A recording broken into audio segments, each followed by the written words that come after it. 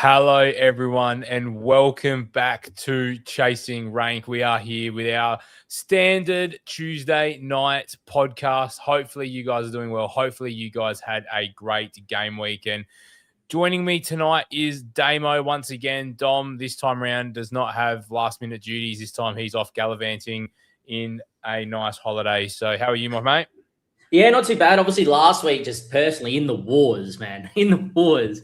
If I look a bit skinnier, we've lost 3.5 kilos in 7 days. So we've not been well. So if I was a lot better than last week's pod, but if I have to quickly run off, it's because I'm not 100%. But I'm definitely a lot better than last week's pod, and I intend to sit here throughout the whole pod. But I'm doing all right, mate, as you're fiddling around with the camera as always. How about you? How's things going over there in the high ranks of the top 30K? It is nice. Now I'm just trying to make sure that I'm now refocused. So let me just Coming. It's sorry coming. about that. Everybody that's on the stream, hopefully I'm not in focus, but I'll just keep talking and pray that the autofocus does its thing. I think I'm good now. All right, sorry. That's my fault for not plugging my camera in because it definitely will not get through a whole live stream at 4K recording if it's not plugged in. Look, things are all right down this end of town. Interesting decisions I made post-stream last week, which we will get into. Hopefully, we have a few people in the chat. It looks like we do already. So make sure you get in the chat. Welcome, Jackie. Good timing. Let us know if you like this new little setup on how we have started the podcast as well with the full view instead of the box view. If you are new as well, please leave a like on the stream. It really does help us push the stream out. And also, if you could subscribe, that would be fantastic. We are 6 away from 200. We wanted to hit 200 by game week 25. So if we can get 6 this game week, that would be fantastic. So let's get into it. It's a big pod tonight. We've got lots to get through. We're going to go through fallers and ballers, and I'm going to go through Dom's team first on his behalf. There we go. Look at that. That's just a nice little transition there.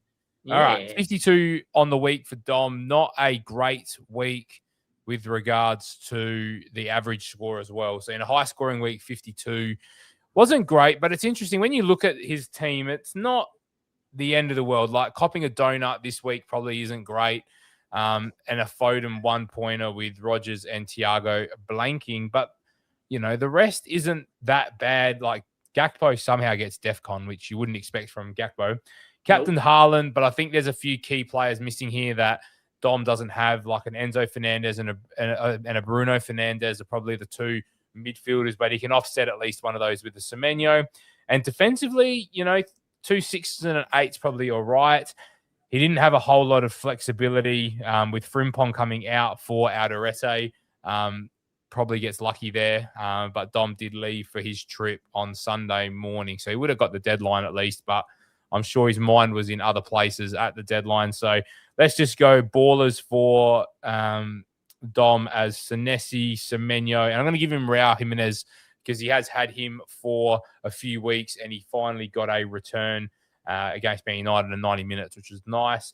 And I reckon he'd be going along the lines of a Phil Foden and a Rodgers and a Malik Chow as his fallers. So now, do I have your team loaded? I do, Damo. So you can take us away with how your wild card went this week. Yeah, so a pretty mid wild card in terms of overall rank. To only go from like 140 to 121K is probably not what we were looking for. I will say I did set my team up for a bit more of a longer term view, not to really hit it hard in just game week 24, even though I was hoping for a bit more. I'm still bullish that I, in my circumstance, needed the wild card because I was playing with one free transfer the last 4 weeks. So many spot fires were put out. Still had another. I ended up making 7 moves, which kind of shows how the team structure and shape and everything wasn't great. In terms of the fallers, there is a couple that I'll mention. Morgan Rodgers is blanked again. I'm very thankful for the points that he's given me previously, but just doesn't seem to be clicking at the moment, which is not great, especially with how good their fixtures have been and continue to be. I don't think it's something to worry about, and I don't know. I'll touch on my last faller in a second. We'll tie into Rodgers. I don't know when I can drop him out my team because of how good he can be on his day. But it is concerning the amount of blanks that he is getting at the moment. Our second faller is obviously Mbeumo. Nice to have him in on the wildcard. I'm still very bullish. That is a great pickup and move.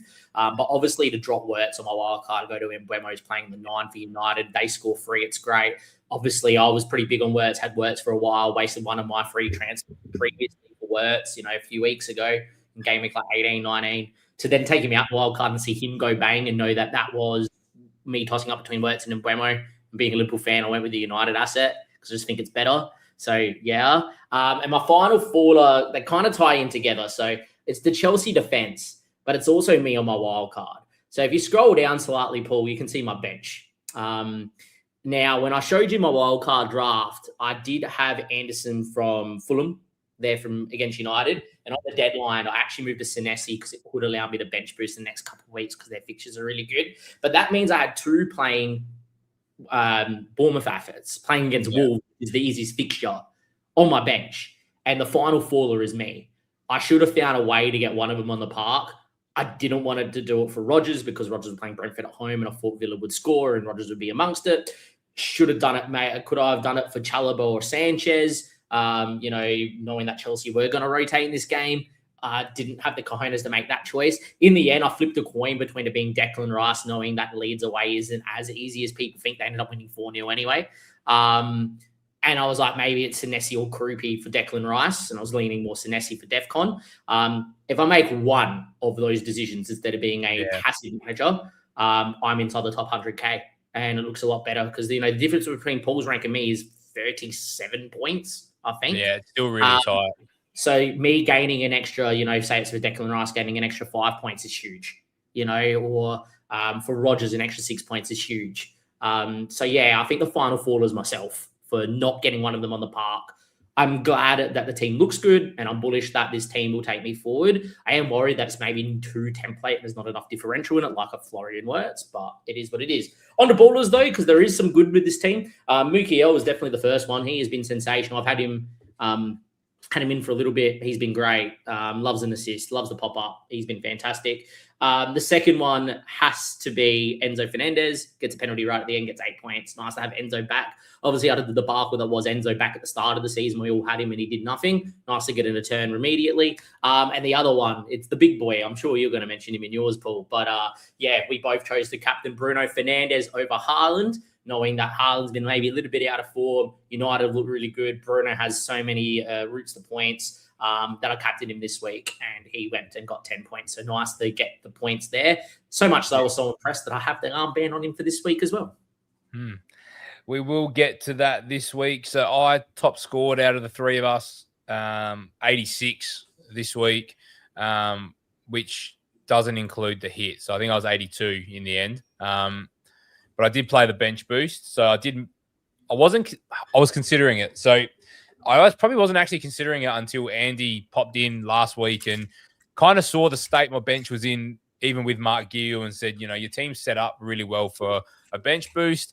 I was umming and ahhing about it because, as I said last Tuesday, I wasn't sure what I was going to do with Timber and Ekatike and Alderete and Tarkovsky. And I just got to the point where I was like, I don't like taking hits. And I just said, is a -4 worth playing the bench boost? And in the end, I went, yes. My bench didn't really deliver. Like my first bench boost didn't really deliver either. I got 8 points out of that one. This one here's got 5 and 4 is 9 and 1 is 10, -4 is 6. So it's actually done worse than my other bench boost. But why I wasn't too disappointed with it was I don't have to worry about it anymore. Like we've got 2 game weeks of blanks and doubles and 3 chips to play. So one of them has to be played outside of a blank and double. So I really want to play my free hit in the big blank and I want to play my triple captain in the big double game week. So I'm not really looking at using my bench boost in a big double game week anyway. So I'm all right with just sort of playing it and not worrying about it because at the end of the day, Dallo at home to Fulham's fine. Dubravka, it wasn't an ideal fixture, but I didn't think they'd get done 3-0. They've actually looked a lot better lately, Burnley. So him making a save in the 90th minute gained me a point, which was nice. And then Mane, different world. I had Krupi. I chose to go Mane because the potential of the double game week in 26 is a lot more likely. And then really frustrating that Mane scores an offside goal at 0-0. And, even if they both walk away with a goal, I'm happy. So just one of those 50-50 decisions that I got wrong for this week. Maybe with the bench boost in mind, maybe I should have just taken it on this week and known that Krupi was going to at least play 75 and probably be in the side that wins the game versus Mane, but that's a me decision. I did decide Mane long-term because if I do want to use him, I'm more confident in the role. Long-term, they've just signed Adam Armstrong as a striker as well, so hopefully he can provide some goals that Strand Larsen wasn't, so that Mane can be a bit more creative in that side. So let's go Fallers and Ballers. Fallers for me... You know what, Damo? It's probably a good game week when you don't have a standout person that I'm frustrated with. Like Iliman and Jai got 11 depth on. Oh, look, I don't want to rub it in. Like, I would have loved Everton to keep a clean sheet. But again, Brighton away, not the easiest matchup. But Tarkovsky has a goal cleared off the line as well, and a squaring ball back across the box. So another day he gets an attacking return. But I still absolutely love Tarkovsky as an option. So that's fine. I don't look at my team and go, I want to get rid of anybody. So it puts me in a position where I am ready to roll, which is quite nice. So really, I might just call myself the faller for backing Mane over Krupi, and maybe I should have just taken the potential upside of Krupi this week, knowing I was playing the bench boost. And, they did sign some Brazilian wonder kid, but it's not like Bournemouth have gone and got an established player like I thought they might have. So it'd be awkward timing to make that transfer. So it is what it is. That's the only... I really can't think of a faller. Like Chelsea, kind of rubbed that off to the rotation as well. So Ballers for me, Ekatike number one. Just have held it strong since that time when you got Verts and you're talking about how have you made the points up. That's how you've made the points up. You went Verts the same game week I went Ekatike, and all I'd gotten out of Ekatike was an assist. I woke up to watching him running on through for his second goal and thought, here we go, we are on. And then started the second half, I really thought he was going to bag that hat-trick when he was through one-on-one, and I thought, oh, my God, I'm so back on. But anyway, I'll take a 13.3 bonus from Ekatike. And I was saying to you during the week, Damon, that he was looking sharper. So yeah, the UCL game made me try on my wildcard to get him in or try and keep Wirtz. I really wish I kept Wirtz or, had Ekatike, especially just from a fan point of view. We play fantasy to get the highest rank possible and stuff, but it's nice to have someone from your team in your, that you support in your fantasy team, because it makes it, because it was weird. I was watching the game and I was like, I'm so glad that we're playing well. It's good to see the boys click because it's been such a poor year for Liverpool by their standards. But at the same time, I was like, that's bad for the rank. That's bad for a refreshing life. It just went down again. Which is not the way to play FPL, to be fair. I'm a big advocate for having fun as well. But kudos to you for holding strong with Ekatike. There's part of me that wishes that I had him, but I'm pretty happy with my structure. And once I get through this week, then the fixtures really do open up for Liverpool once again. Yeah. So I don't think I'm going to take that money out of that striker spot anytime soon. I mean, you've spoken about Enzo already. Gabriel, clean sheet. Yep. Solid once again, and DEFCON, so doing the job at the back. And then I'll give Semenyo some props as well. In the City side that are struggling, he is consistently the guy at the moment, looks the most threatening. The goal is a bit, I won't say it's fortunate, the ball squared to him, middle of the box, but you got to be there. So I just think he is slotted in perfectly into this Man City side. So, you spoke glowingly about Bruno Fernandes. I'm sure we're going to talk about him now when we get into our review of 24 briefly. And look, other than that, if Iliman and Jai goes and gets some DEFCON for me in the next couple of weeks, I'll be a happy man. So thank you very much. I can see Dom, even on his holiday, is in the chat. So if that doesn't inspire you to give this a like and a subscription, that our main social media man is checking in on us whilst he is overseas, then get in the chat and let him know that you appreciate all the work he does over on X for us. Now, we're getting straight into it.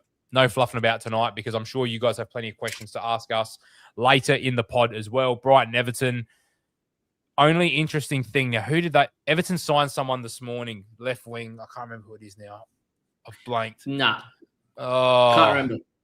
Practically, they've replaced Jack Grealish. And it was because Grealish is out for the season by the sounds of it. It was close to it. All right. When I get you to run us through a little bit of the Arsenal Leeds game, I will quickly get Yeah, on we'll the circle back. We'll circle back to space. Brighton and Everton because it's probably worth But talking about. Obviously, Arsenal Leeds game. That was a good time zone for all of us. Gold Rush was on and stuff. Also, me being unwell, watched quite a lot of football this week. Look, Arsenal look fantastic. As always, Leeds. Only thing I'll say on Leeds is that at home they've been a lot better than not, and just seeing that they were just outmatched and there was just not enough quality. This isn't a game for Leeds to be judged on or anything. But yeah, Arsenal, I feel like, Zubimendi's getting some great areas. Obviously scored again. Should have had a goal last week to give Declan Rice an assist. he's looking good. I think the Madueke, obviously starts because Saka goes down in the warm-up. So if you had Madueke, which I don't think many people did, then yeah, look, congratulations to you. I don't think that's a long-term pick. But they look good. Again, set piece FC. I feel like from every corner they were going to score. There was one that Timber put just wide. There was one that Gabriel put over the bar. Timber put a great ball into Jesus' head as well. Me cramping in bed with my stomach, being not in the best moment, jumping out of bed because I thought I'll finally an attacking return from Timber. But not meant to be because people forget that they can header the ball into corners. They're not. What I will say about Arsenal is it just doesn't matter who plays. It seems to be very fluid when they have Declan Rice and Zubimendi together. So I feel like if you've got a defender, which is definitely Gabriel, right, having another defender along with Declan Rice seems to be the best play. Again, you saw the people come off and people come on. Jesus comes on and scores. Is Gyökeres going to start in the next game? Who knows? Yeah, I actually think Gyökeres scores as well. Yeah, I actually think they look better when Gabriel Jesus plays up front, to be honest. And then Gyökeres can come off the bench. Yeah, but so I don't think there's anywhere else to go for Arsenal. If if you got an Arsenal spot free, you want it for the double game week. Two and Rice. Yeah, it's Gabriel, Timber, Rice. Yeah, that's the best three. I actually think we maybe did Ray a bit dirty because we both got rid of him. I think I still think that they a low ceiling. Yeah, player. it's just a low ceiling, but again, he just takes over. And I think when you look at people 6 and 2 though, that's the problem.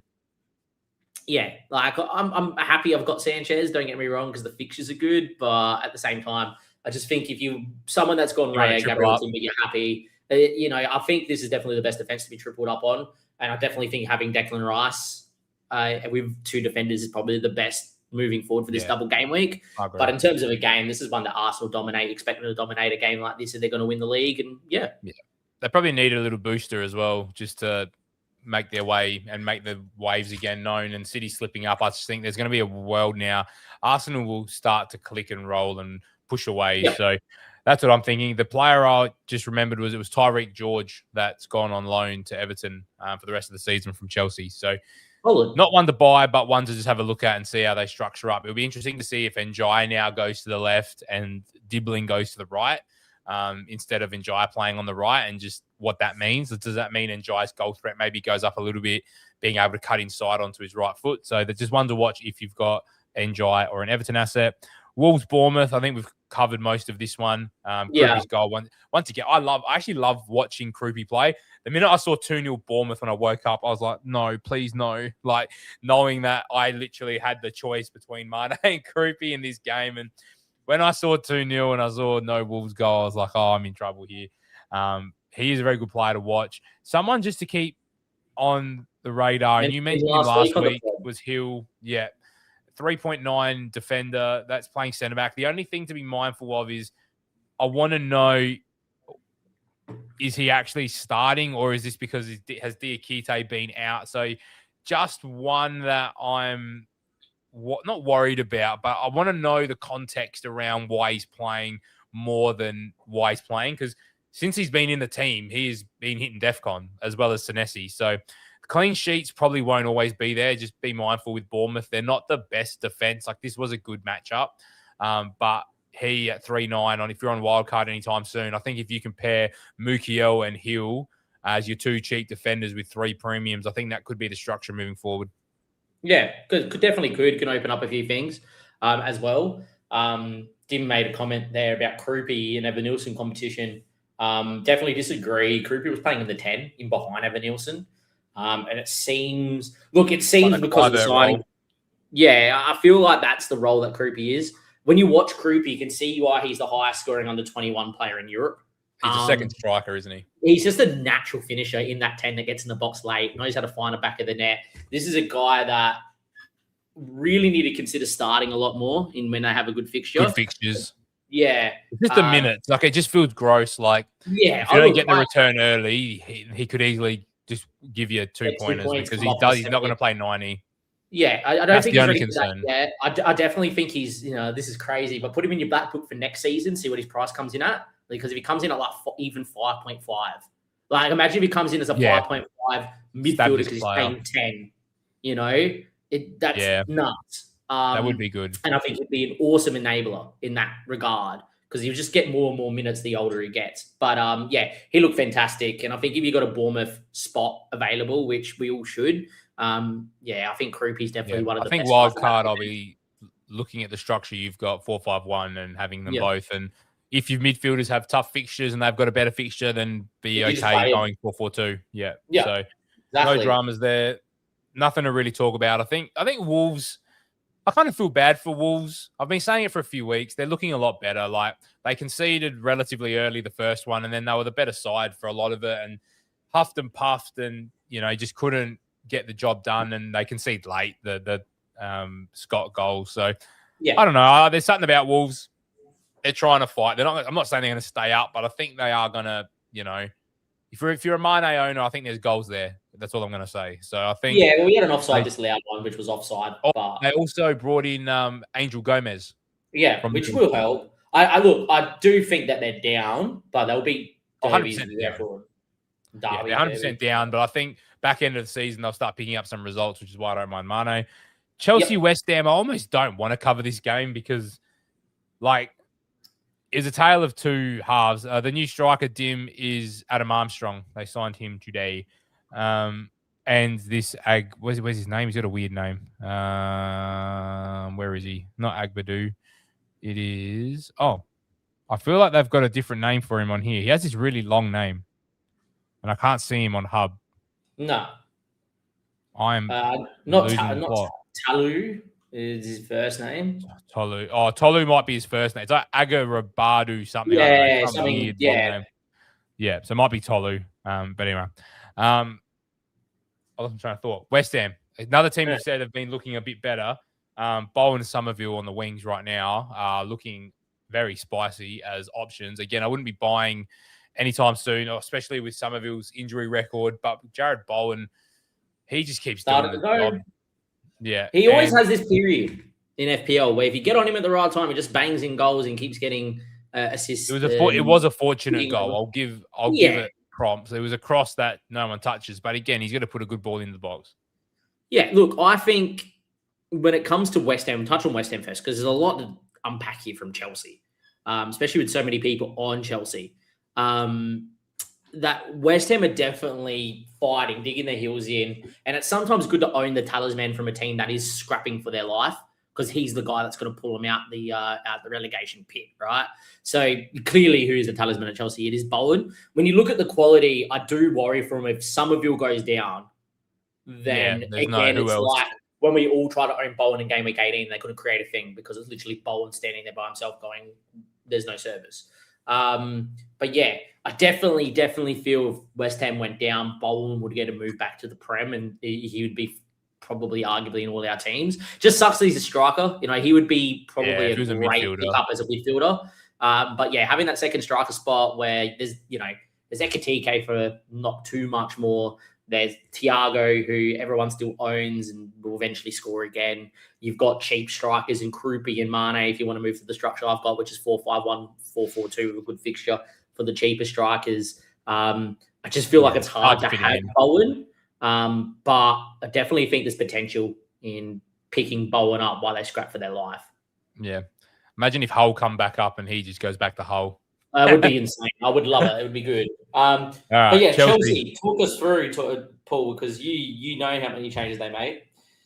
Yeah, 7 changes to the starting 11. Enzo Fernandez, for me, is the guy.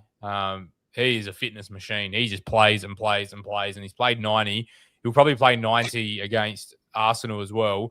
Their next game after Arsenal. So their game against Arsenal is tomorrow morning, our time, obviously tonight, if you're watching from the UK.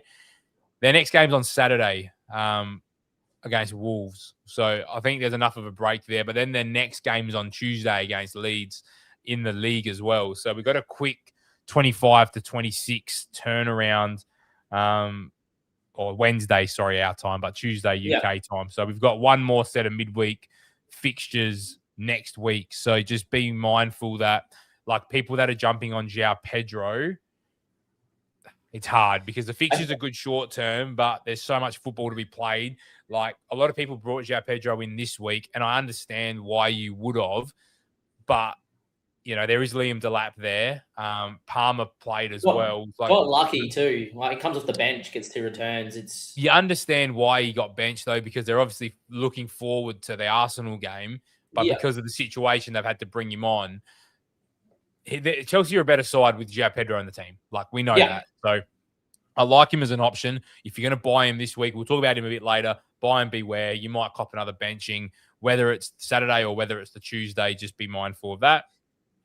Palmer, I still wouldn't go there. I think when you got Enzo Fernandez, even when Enzo's deeper, he's still as attacking as Palmer is, numbers wise. So I just think you got to take.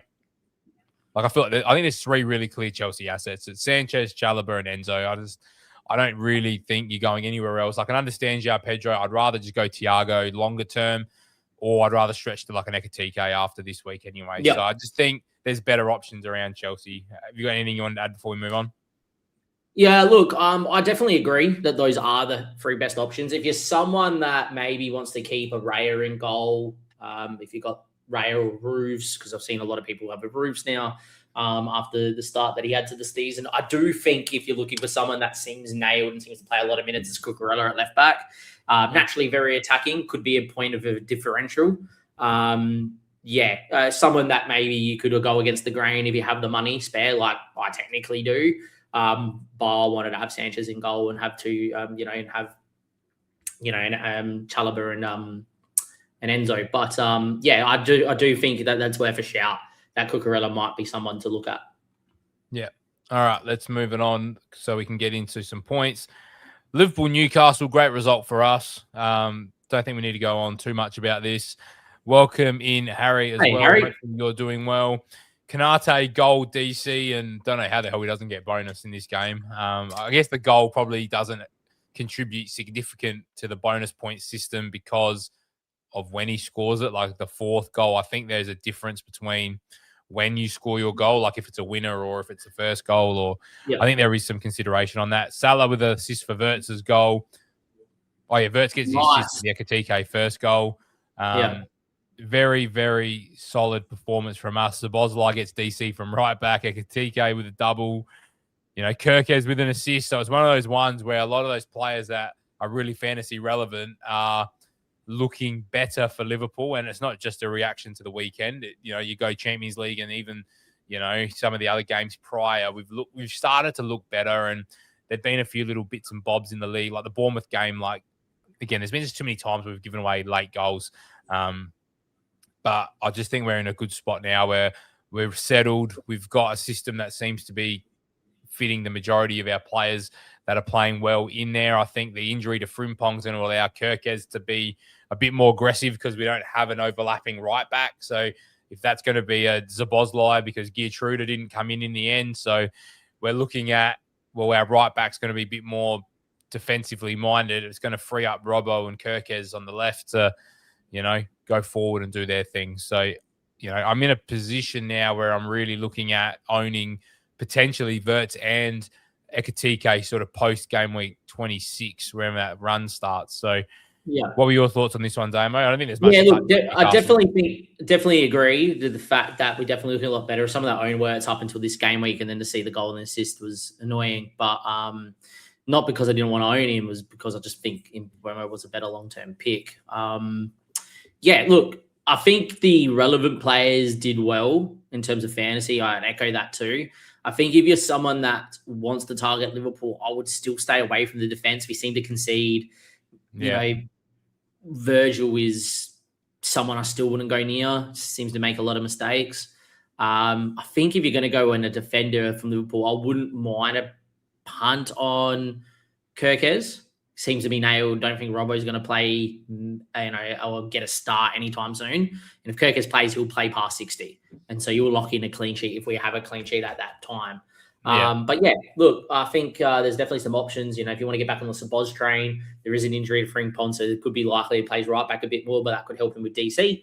But yeah, I feel like Liverpool are starting to play better football as they're trying to chase top 4 and save Slot's job.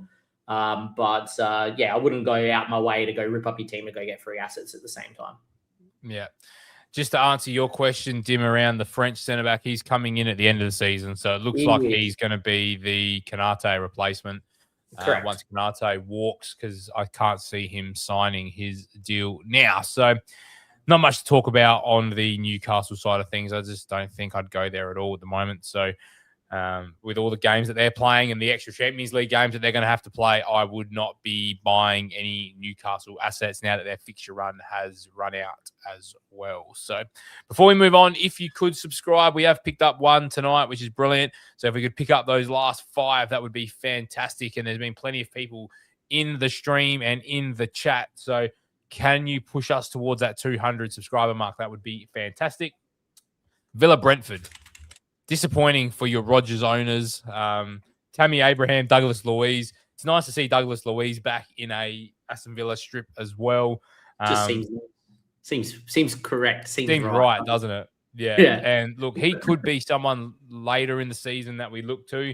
8 DC from him. We know he can score a goal. He probably takes penalties now, whilst Watkins is. Oh, he probably just takes the penalties anyway, to be fair. Well, he's penalty taker beforehand before he left. So I would imagine he goes straight back to taking pens. And there was no Tielemans in the squad. So I think he's definitely on pens. So one just to watch when Villa fixtures pick up as well.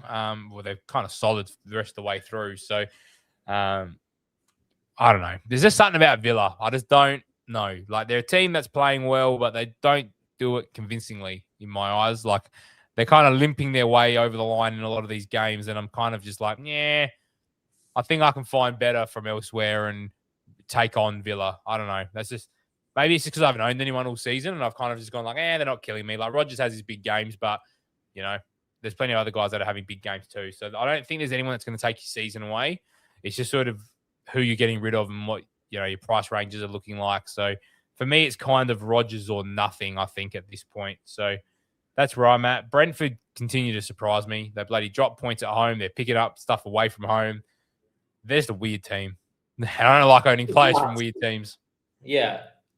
Like Kelleher, I had the option of Kelleher or Sanchez, and Kelleher goes and gets a 10-pointer, and Sanchez has gone and conceded bloody 2-1 the last 2 weeks. It's just frustrating that you look at Brentford's fixtures on paper and you're like, they're not meant to get good until like game week 25, 26, and he goes and looks good. But anyway, it is what it is. He gets 3 bonus as well, which is even better.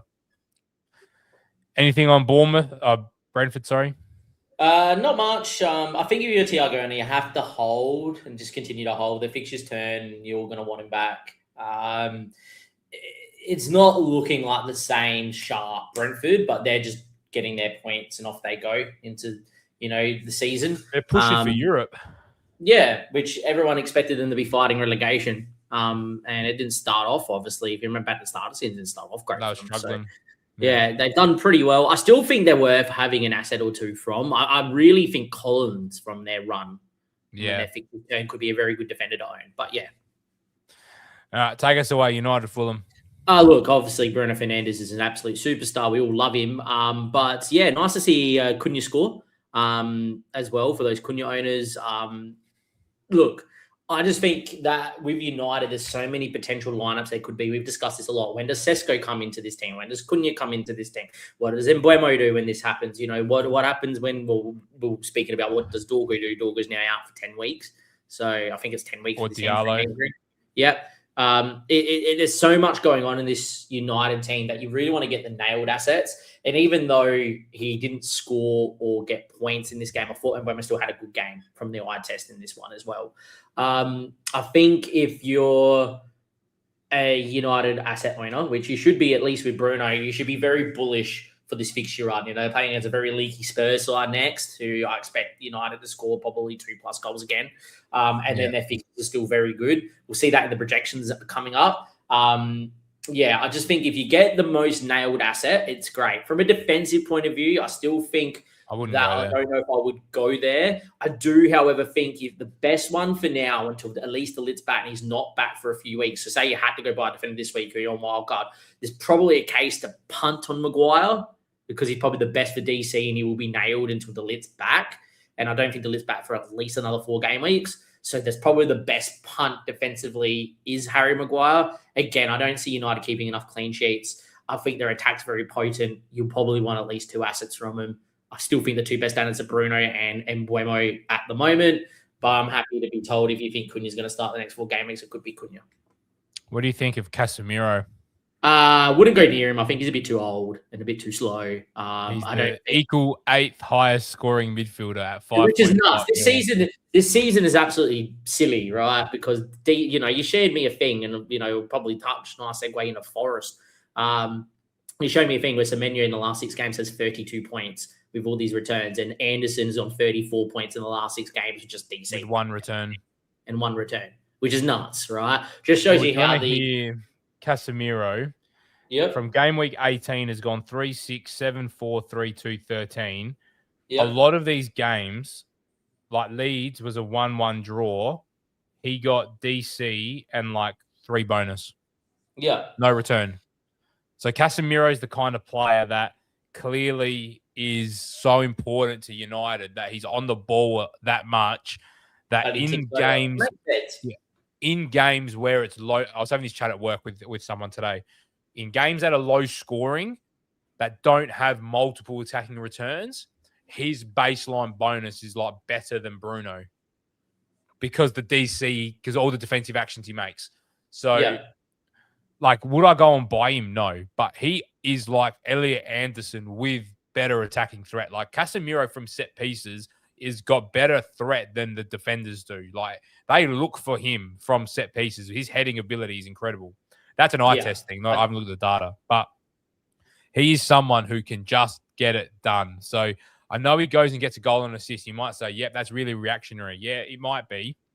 But if I just bring up his breakdown, it makes sense. It's the same thing with Declan Rice. Look, I've got him in my team now, but I've been even look at this 12-5-0, but he played 57 minutes, 4-8-2-6, didn't play, 3-6-7-4-3-2-13.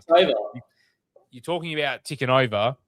Another player ticking over. You look at another one, James Garner goes and gets bonus in a 1-1 draw with 20-something DEFCON. I think. Yeah. Or maybe not. Maybe not this week. It's probably there's enough data to support your theory as well, is that in these games that are low scoring, these defensive midfielders, because of DEFCON, are doing really well with baseline bonus. And so, and then all they need is a return. This is why I think Anderson's so good, and I've not... God, I miss him. I miss him. Because he's on set pieces, so he's going to get a return here and there. I like your theory, and I think when you present your data as you just did, it makes a lot of sense. It's probably the golden nugget of this podcast, is that if you're coming up to a wild card, which, I've already played mine, so I've made my bed, I've got some really attacking midfielders. You could definitely go in the direction of, well, I'm going to put all my money, for instance, in attack onto, Haaland and Ekatike, right? And then I'm going to go and fill my midfield with, Anderson, Bruno. Casemiro, and then with a heavy hitter like Bruno, etc. And then I can load up on my defenders. Yeah, it makes a lot of sense because you know that you're going to get these guys ticking over. I really think that next year, hopefully they keep DC as they are. I really think the dynamic's been really good this year. I really think when you're looking at your game week 1 teams next year, which is a long way away, we should be picking up these sort of players from then. So you give them the maximum amount of game weeks to go and realize that potential.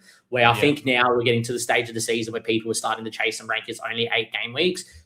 Who's going to, in 8 game weeks, it just takes one attacking midfielder now to go get a hat trick. And it's going to be hard for that other person to catch up.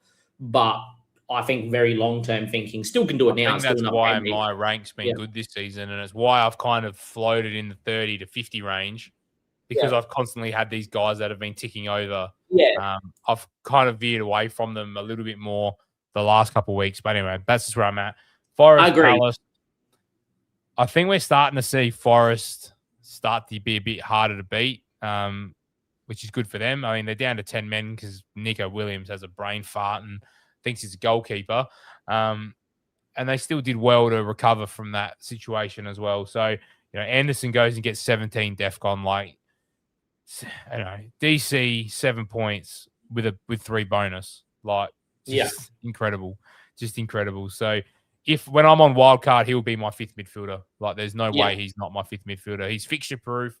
He's just a great asset to own. Like, Gibbs White scores a penalty and Anderson has better DC. Has better bonus points. So I'm very, very bullish on him, and I miss having him in my side completely. And I want to set my team up, though, that I do spend the rest of that money because I don't want, an Anderson has to be in your team every week. Don't put him in as a rotation. That was my issue at the start of the season, was that he was a rotation player, and then you missed the DC week or you missed a clean sheet or whatever.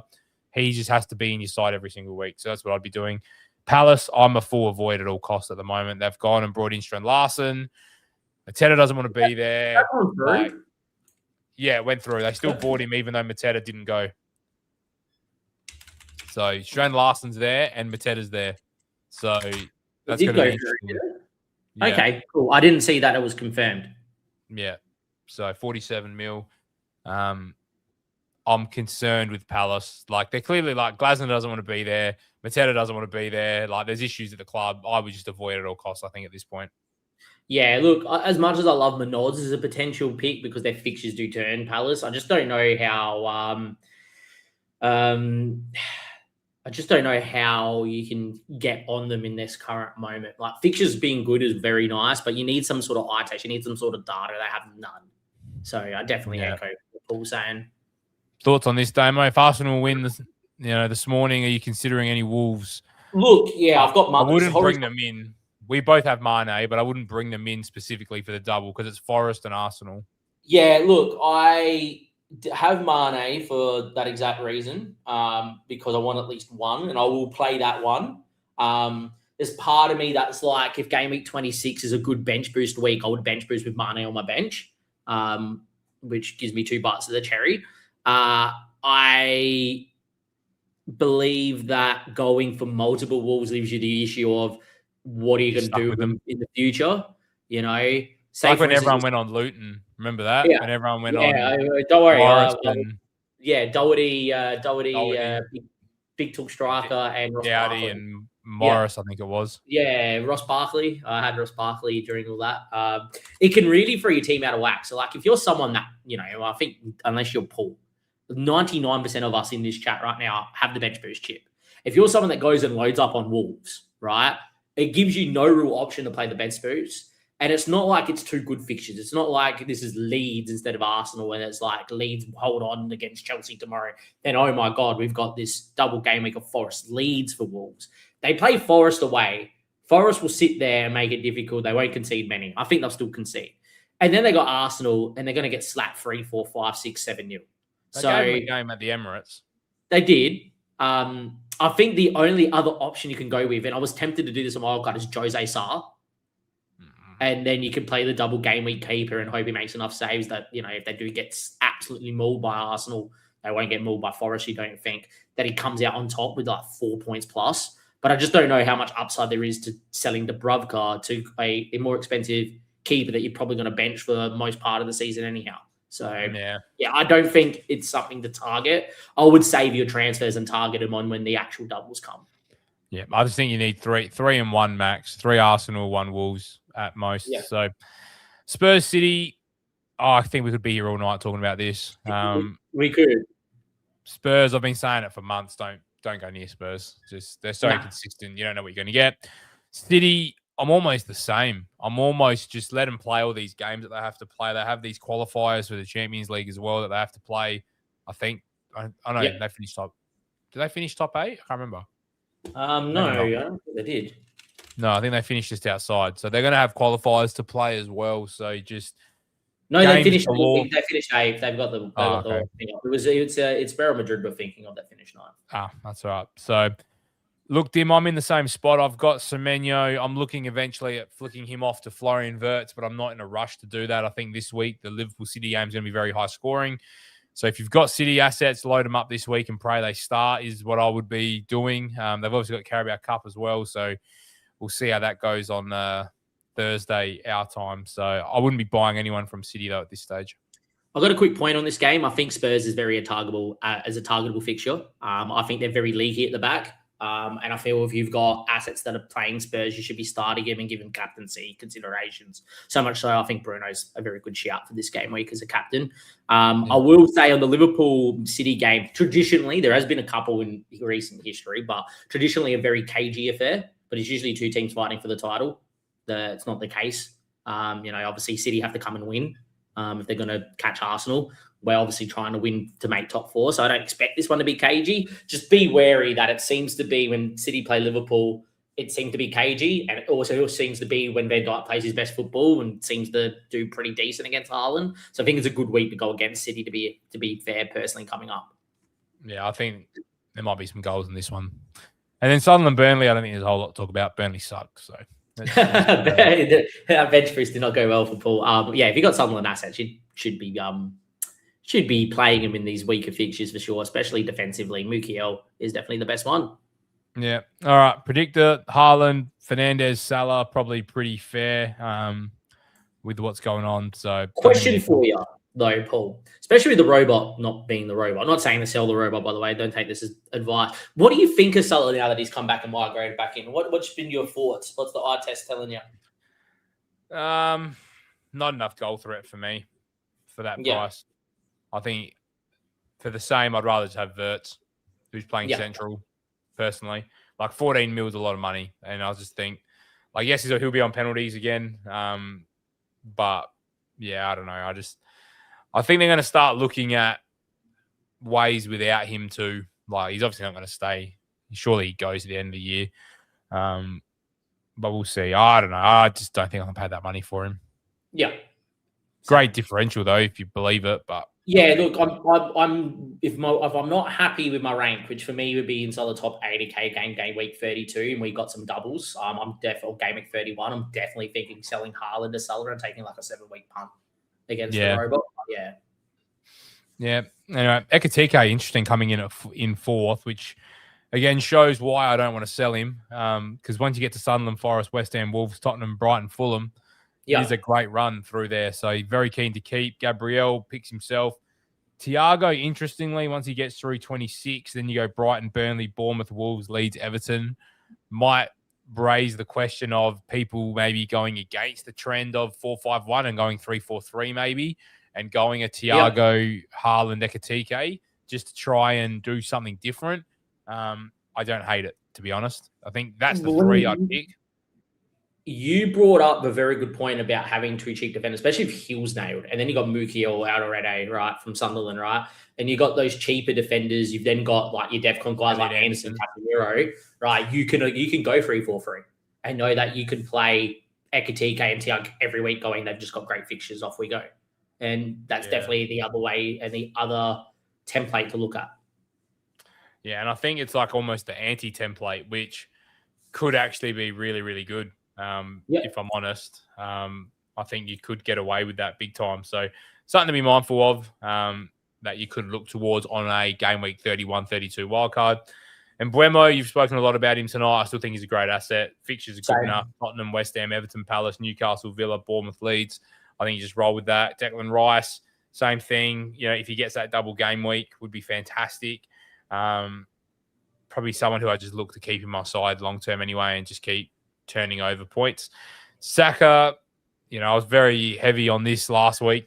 Same as Salah, I just think there's better value at a cheaper price. So give me Decky Deck, who is playing a lot more. And then you've got Timber. So that's the sort of main guys. Talk us through the Ahmad Cunha position, Damo. So if you are a Bruno owner and you can't afford Mbeumo, would you consider one of these two United assets over any other? Definitely not Ahmad.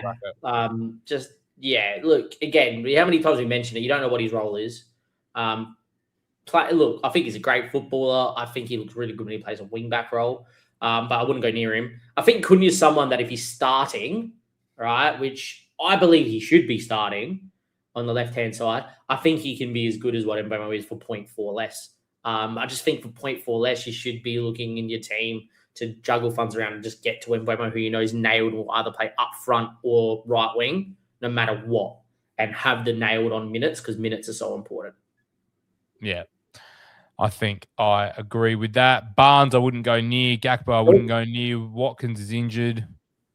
Palmer, I wouldn't go near. Like the fact that Enzo's this far down is criminal. I think he's going to be fine. Same with Verts. And then Bruno G, probably not looking at buying Bruno G at this point with Brentford, Tottenham City. Maybe could re-look at him around here, but I just think his time sort of passed. Like we got on him at the right time, I think, and allowed that to happen. And then it's kind of getting into some interesting areas here. Pascal Gross. I'd want to. They love him. They do love him. They've been telling, every time you go and recommend for a cheap enabler, they love him because they think, 5-5 penalties. It's nuts. But maybe one of those sneaky ones that we forget about. How it's not Anderson there, for instance, is beyond me. But I'm keen to see where Anderson actually fits. He should be shortly below. My boy, Enjoy, Rogers, Romero, Senesi, Solanke, Anderson. So before we get into your questions, get your questions in the chat. We're just talking about 3-4-3. I've just played around with my side to see what it looks like. And this could be a quote-unquote sort of anti-wild card, which gives you Sanchez and Dubravka as your goalkeepers, Gabriel, Timber, Tarkovsky, Hill, Alderete, Rice, Casemiro, Anderson, Verts, Bruno, Haaland, Ekitike, Thiago. That is 3-4-3, 3-5-2 every single week. So it even gives you one extra slot that you haven't tanked. So, would I then maybe move some money around? And that's why I kind of like 3-5-2 more. Like I'd rather just go bin off that spot for this spot and then even go right up. Right. I mean, I don't even know where you spend the money, to be honest. I've got 3.1 million sitting there. And I don't know what Casemiro up, I would say, but he's so good as an enabler. But at least then you've got one of those in Anderson, right? And then you probably put him up to him. And Buemo. Yeah. Right? And you're still pretty happy with that. And that's very close to what I was going to do on my wild card. I actually think the 3-4-3 template looks really good. And I also think having the money in the bank, if you wild, say, for instance, you wild carded this week. Now, I think it'd be very hard to do this team right now, right? Because obviously Ekitike is playing City and Thiago is probably not the best fixture. But from game week 28, that could be interesting. But what you could do if you're maybe wildcarding this week and you plan for that in the future, for instance, or you're wildcarding game week 26, something similar, is having the money in the bank could be huge because it gives you the flexibility with the, I think the predicted doubles is going to be 32 and the predicted blank is 31. So I think the most common what we're going to see is a free hit 31, either bench boost / or triple captain 32. And that's what I'm doing. I'm free hit 31, triple captain 32. Yeah. I'm actually thinking I'm going to triple captain just in a single game week and actually then try and bench boost in the double so I can get as many doubles. Depends on how the team looks. Anyhow, too far away to think about it. I think having that, what I'm trying to get to is having that money and that flexibility by going what Paul just showed, right, in the bank could be huge. Now, Point only had 0.6. I know if I did that, I had about 2.5 in the bank. Yeah, but that was with 8 playing players. So you tank them. Yeah, and I think what you can do is with that money in the bank is be really flexible in what you want to do in those game weeks. So, yeah. Yeah, cool.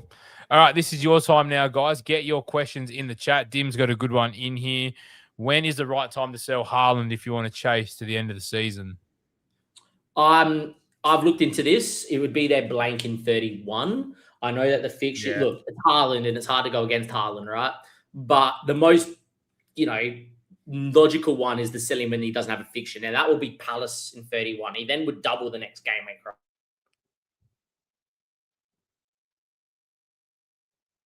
You there, Damo?